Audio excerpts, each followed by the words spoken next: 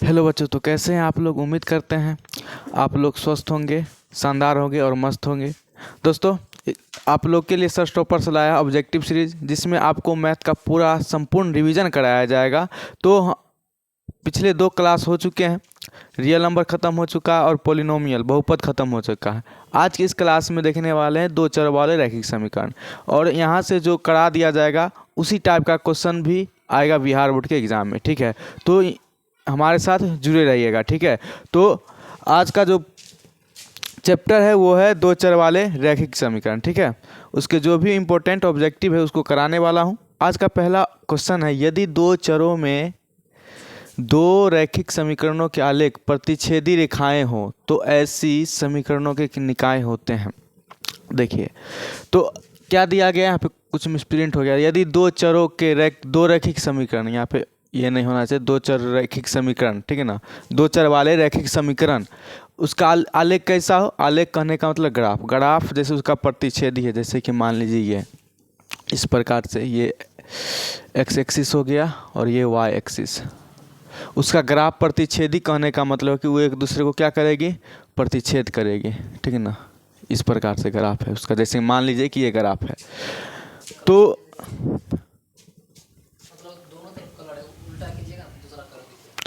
एक ही कलर किया है, अच्छा कर लेते हैं। तो यहाँ पे बोला है कि उसका आलेख जो है प्रतिच्छेदी है, तो ऐसे समीकरणों के निकाय का क्या होता है।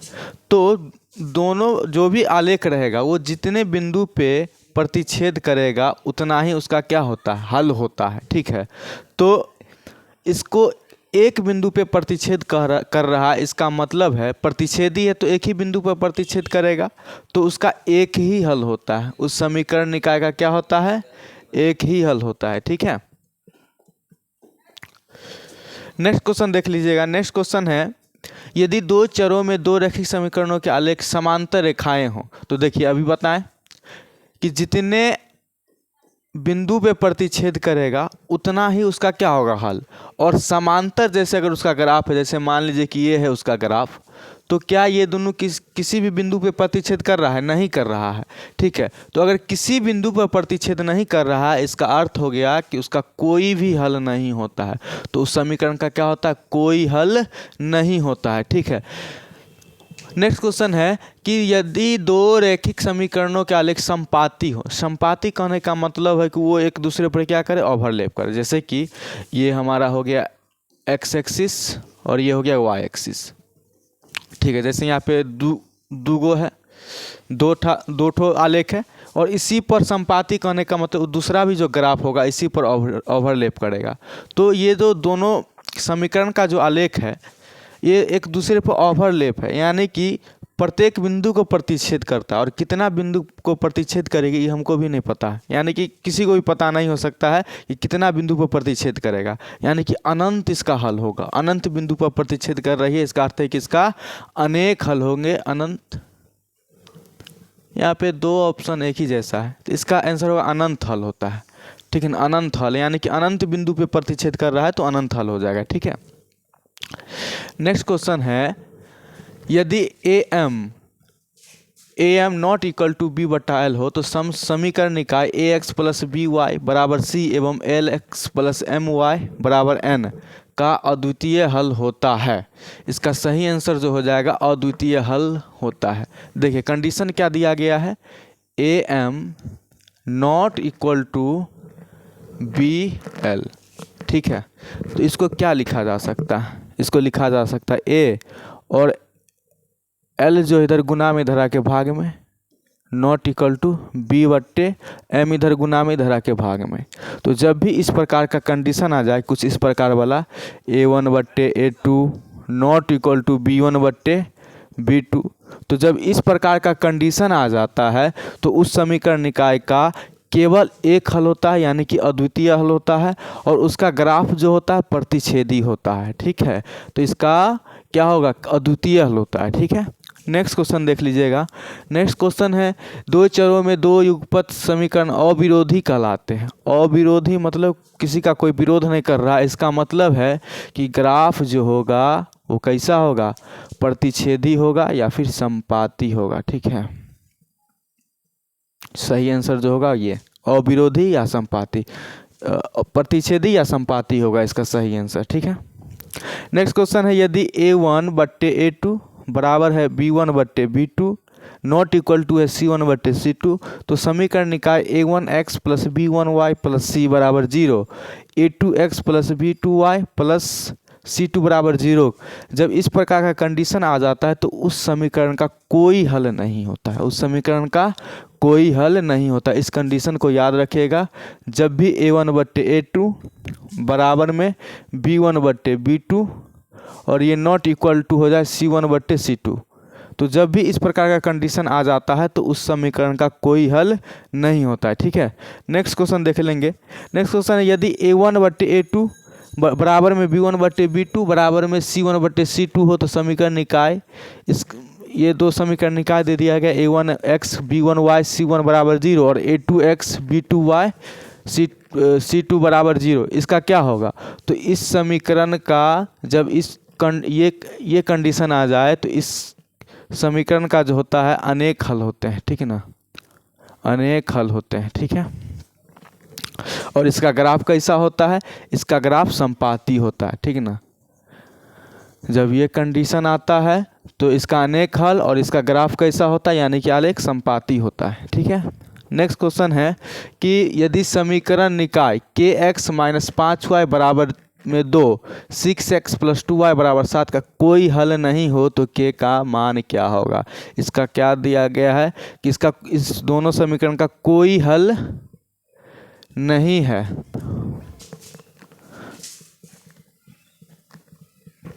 यदि समीकरण निकाय kx माइनस 5y बराबर 2 6x प्लस 2y बराबर में 7 का कोई हल नहीं है, कोई हल नहीं है तो वो कौन सा कंडीशन को फॉलो करेगा? ये वाला कंडीशन, A1/A2 बराबर में B1/B2 not equal to C1/C2। अगर इस कंडीशन को अगर कोई समीकरण फॉलो करता है तो उसका कोई हल नहीं होता है। तो सभी का मान बैठाइए।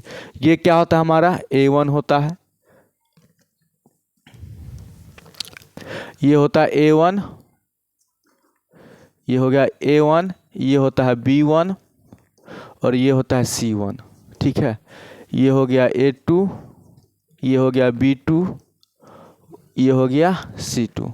तो सभी का मान बैठा है। A1 का मान कितना है? K है, तो K बट्टे में A2 का वैल्यू कितना है? A2 का वैल्यू 6 है, तो 6 दीजिए बराबर में B1 का वैल्यू कितना है? माइनस में 5 है, B1 का वैल्यू -5 बट्टा में B2 का वैल्यू कितना है?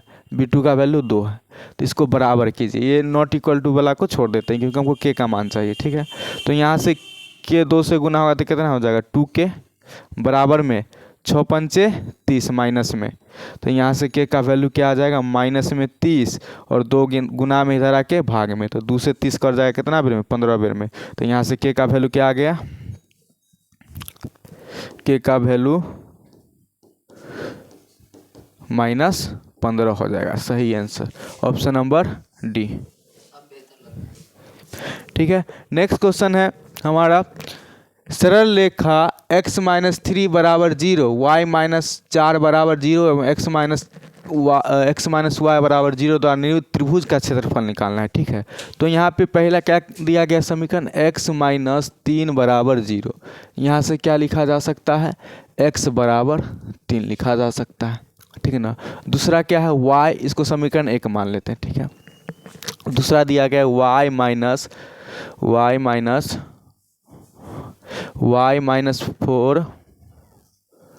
बराबर 0। यहाँ से क्या लिखा जा सकता है? y बराबर 4, इसको समीकरण 2 मान लीजिए। तीसरा कंडीशन क्या समीकरण क्या दिया गया है? x माइनस वाई बराबर 0। यहाँ से क्या लिखा जा सकता है? x बराबर y माइनस में बराबर के उस जाएगा तो प्लस में, तो x बराबर y। ये 3 समीकरण दे दिया गया है और हमसे पूछ रहा है इसके आलेख द्वारा जो त्रिभुज बनेगा उसका ग्राफ, मतलब कि उसका क्षेत्रफल क्या होगा। ठीक है, तो पहले आलेख खींच लेते हैं। ठीक है ना, ये x एक्सिस हो गया और ये y एक्सिस। यहाँ पे 1 2 3 4। ठीक है, -1 सॉरी 1 2 3, इस प्रकार से 4। तो पहला ग्राफ क्या किसका खींचना होगा, x बराबर 3 का। तो x बराबर 3 का ग्राफ क्या होगा, x बराबर 3 का ग्राफ। तो x बराबर 3 का ग्राफ ये वाला होगा, 3 से होके जो जाएगा, ठीक है ना। x बराबर 3 का ग्राफ यही ना होगा, x जो 3 से होके जाएगा, तो ये x बराबर 3 का ग्राफ हो गया। यहाँ पे लिख देते हैं x बराबर 3। उसके बाद दूसरा क्या है, y बराबर 4। तो y बराबर 4 का कौन सा होगा, ये वाला जो इससे होके जाएगा, ठीक है ना। ये हो गया y बराबर 4 का। अब नेक्स्ट जो हमको ग्राफ खींचना है x बराबर y का। तो x बराबर y का कहने का मतलब अगर x का मान 1 लेते हैं तो y का मान भी 1, x का मान 2 लेते हैं तो y का मान भी 2, यानी कि वो इस प्रकार, जैसे x का मान 1 है तो 1, ठीक है ना, x का मान 2 है तो y का मान भी 2, इस प्रकार से जाएगा, ठीक है ना। वो जो x बराबर y का ग्राफ होगा, देखिए तो ये हो गया x बराबर y का ग्राफ। तो त्रिभुज कौन सा बन रहा है, ये वाला, ये त्रिभुज बन रहा है। तो यहाँ पे यहाँ तक तो x का वैल्यू 3 बराबर 3 का होगा, क्योंकि ये 3 का है और यहाँ से भी ये 3 हो गया। आगे जाएंगे तो ये y बराबर 4 का, यहाँ पे यानी कि इस बिंदु का मान हो गया 4 और 4। इस बिंदु का मान क्या होगा, 3 और 3 होगा, ठीक है ना। इस बिंदु का मान क्या होगा, यहाँ पे x का मान है 3 और y का वैल्यू कितना है, 4 है। तो देखिए ये समकोण त्रिभुज बना रहा है। यहाँ से यहाँ तक का दूरी कितना है, 1 है, और यहाँ से यहाँ तक का दूरी कितना है, 1 है।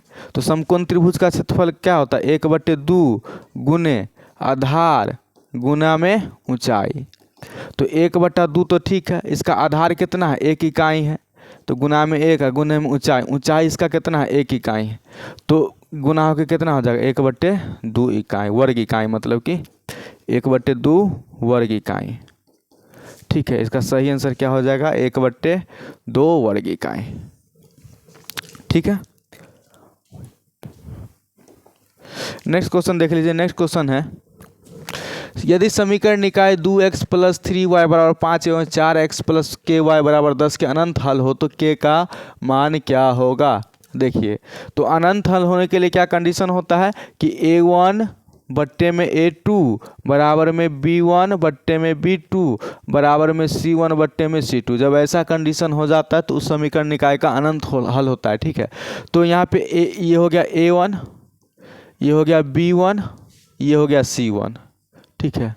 ये हो गया a2, ये हो गया b2 और ये हो गया c2, सबका मान बैठाइए।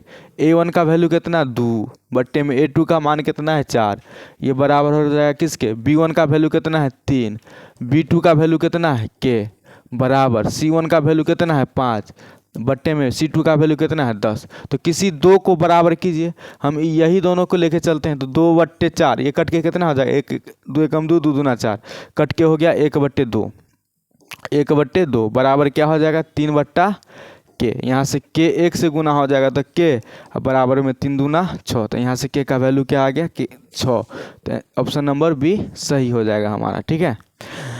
नेक्स्ट क्वेश्चन है, k के किस मान के लिए समीकरण निकाय 9x + 10y बराबर 0 एवं 2x + 5y बराबर 0 का एक शून्येतर हल होगा। तो शून्येतर हल होने के लिए कंडीशन होता है कि a1 बट्टे में a2 बराबर में b1 बट्टे b2। शून्येतर हल होने का मतलब होता है कि शून्य के छोड़ के और कुछ भी, ऋणात्मक संख्या हो जाए, धनात्मक संख्या, कुछ भी हो जाए, लेकिन शून्य नहीं होना चाहिए। तो शून्येतर हल होने के लिए कंडीशन जो होता है a1 बट्टे a2 बराबर में b1 बट्टे b2 होना चाहिए। तो यहाँ पर a1 का मान कितना है, 9 है, बट्टे में a2 का मान कितना है, 2 है, बराबर में b1 का मान कितना है, 10 है। अच्छा, इस क्वेश्चन में मिसप्रिंट हुआ है, यहाँ पे 9 के जगह पे k होगा, 9 के जगह पे k होगा, ठीक है। तो k, क्योंकि k रहेगा समीकरण में तभी तो k का मान निकालेंगे, क्वेश्चन में मिसप्रिंट हो गया, ठीक है। तो यहाँ पर k है, तो a1 का वैल्यू हो गया k बट्टा में a2 का वैल्यू कितना है, 2, बराबर में b1 का वैल्यू कितना है, 10 और बट्टा में b2 का वैल्यू कितना है, 5। तो 5 से 10 कर जाएगा 2 बेर में, तो यहाँ से k का मान क्या आ जाएगा, 2 भाग में इधर आके गुना में 2 दूना 4। तो k का वैल्यू कितना आ गया, 4 आ गया। ऑप्शन नंबर डी सही हो जाएगा, ठीक है। नेक्स्ट क्वेश्चन है, के किस मान के लिए समीकरण निकाय के एक्स माइनस वाई बराबर 2, 6x माइनस 2y बराबर 3 के हल अद्वितीय हल होंगे। तो अद्वितीय हल कहने का मतलब कि उसका केवल एक ही हल होना चाहिए। तो उसके लिए कंडीशन होता है a1/a2 not equal to b1/b2। अद्वितीय हल होने का क्या कॉन्सेप्ट होता है, ये होता है, ठीक है। a1/a2 not equal to b1/b2। तो इसमें सभी का मान बैठा है। a1 का वैल्यू कितना है k बट्टे में a2 का वैल्यू कितना है 6 नॉट इक्वल टू हो जाएगा b1 का वैल्यू कितना है माइनस में 1 बट्टे में b2 का वैल्यू कितना है, b2 का वैल्यू है माइनस में 2। तो माइनस से माइनस खत्म, ठीक है। तो k का यहाँ से क्या हो जाएगा, 2 से k गुना हो जाएगा तो 2 के नॉट इक्वल टू क्या हो जाएगा 6 एकम 6। तो यहाँ से k का वैल्यू जब निकालेंगे तो नॉट इक्वल टू क्या हो जाएगा 6 बट्टे 2 गुना में इधर आके भाग में कट जाएगा तो 3। तो k नॉट इक्वल टू कितना आ गया 3। तो k नॉट इक्वल टू 3 कौन सा ऑप्शन है, ऑप्शन नंबर बी सही हो जाएगा, ठीक है। नेक्स्ट क्वेश्चन है यदि 2x माइनस 3y बराबर 7 एवं a plus b into x minus में a plus b minus 3 into y बराबर में 4a प्लस में b संपाती रेखाएं निरूपित करते हो तो a और b द्वारा निरूपित समीकरण होगा। ये जो दो समीकरण है 2x माइनस 3y बराबर 7 और ये वाला, ये दोनों क्या कर रहा है, एक दूसरे को संपाती है। तो संपाती होने के लिए क्या कंडीशन होता है, a1 बट्टे में a2 बराबर में b1 बट्टे में b2 बराबर में c1 बट्टे c2, ये कंडीशन होता है, ठीक है। तो सबसे पहले सबका मान निकाल लेते हैं, ठीक है ना। a1 b1 का मान निकाल लेते हैं। तो यहाँ से a1 का वैल्यू निकालिए। a1 का वैल्यू कितना है, ये हो गया 2। b1 का वैल्यू निकालो। b1 का वैल्यू कितना हो जाएगा, b1 का वैल्यू -3। b1 का वैल्यू हो गया -3। c1 का वैल्यू कितना हो जाएगा 7, c1 बराबर 7। a2 का वैल्यू निकाले कितना हो जाएगा, a2 का वैल्यू ये हो गया a प्लस b। उसके बाद b2 का वैल्यू निकाले। b2 का वैल्यू क्या हो जाएगा, यहाँ से माइनस में a प्लस b -3 ये हो गया। उसके बाद c2 का वैल्यू निकालिए। c2 का वैल्यू कितना हो जाएगा 4a प्लस में b, ठीक है। तो संपाती के लिए क्या कंडीशन बताए, a1 बट्टे a2 बराबर में होना चाहिए b1 बट्टे b2 बराबर में होना चाहिए c1 बट्टे c2, ठीक है। तो a1 का वैल्यू कितना है 2 बट्टे में a2 का वैल्यू कितना है a प्लस b, तो a प्लस b दीजिए बराबर में क्या हो जाएगा b1। b1 का वैल्यू कितना है -3, तो -3 बट्टा में b2 का वैल्यू कितना है माइनस a प्लस b -3 बराबर क्या हो जाएगा, बराबर में c1 बट्टे c2। c1 का वैल्यू कितना है 7 है बट्टे में c2 का वैल्यू कितना है 4a plus b, 4a plus b, ठीक है। यहाँ से माइनस ख़त्म हो जाएगा। अब इसमें से किसी दो को बराबर कीजिए। तो हम पहला और तीसरा को बराबर करते हैं, ठीक है। तो 2 बट्टा a प्लस b ये बराबर हो जाएगा किसके 7 बट्टे 4a प्लस b के बराबर हो जाएगा, ठीक है। यहाँ से कोना कोनी गुना करेंगे तो क्या हो जाएगा, कोना कोनी गुना करेंगे तो 4a प्लस b 2 से गुना होगा तो 4a 2 से गुना होगा तो 8a हो जाएगा। तो उसके बाद b 2 से गुना होगा तो प्लस में 2b बराबर में क्या हो जाएगा 7a से गुना होगा तो 7a, 7b से गुना होगा तो प्लस में 7b। अब यहाँ से 8a ठीक है, 8a प्लस 2b ये दोनों प्लस में इधर आके माइनस में, तो माइनस में 7a माइनस में 7b बराबर क्या हो जाएगा 0। अब यहाँ से 8a में से 7a घट जाएगा तो कितना बचेगा a बचेगा। उसके बाद 2b है और -7b, तो 2b और माइनस में 7b मिलके कितना बनेगा माइनस में 5b बन जाएगा और बराबर में 0 है तो बराबर में 0। तो कौन सा ऑप्शन मैच कर रहा है a -5b बराबर 0 जो हो जाएगा हमारा सही आंसर हो जाएगा, ठीक है। नेक्स्ट क्वेश्चन देखते हैं। नेक्स्ट क्वेश्चन बोल रहा है कि यदि समीकरण निकाय 2x प्लस 3y बराबर 7, उसके बाद ये दे दिया गया, इसका बोल रहा है हल अनंत है, मतलब कि वही वाला कंडीशन को अप्लाई करना है। तो सबसे पहले a1 b1 और c1 का मान निकाल लेते हैं, a2 b2 और c2 का मान निकाल लेते हैं क्या क्या है, ठीक है। तो a1 का हमारा वैल्यू हो गया कितना 2, b1 का वैल्यू क्या हो जाएगा हमारा यहाँ पे, b1 का वैल्यू हो गया 3। उसका c1 का वैल्यू कितना हो जाएगा, c1 का वैल्यू हो गया 7। अब यहाँ से a2 का वैल्यू लिखिए, a2 का वैल्यू कितना हो गया, a प्लस में b। b2 का वैल्यू कितना हो जाएगा, b2 का वैल्यू हो जाएगा 2a माइनस में b। उसके बाद c2 का वैल्यू कितना हो जाएगा 21। तो बोल रहा है इसमें a और b का मान हमसे पूछा है, ठीक है।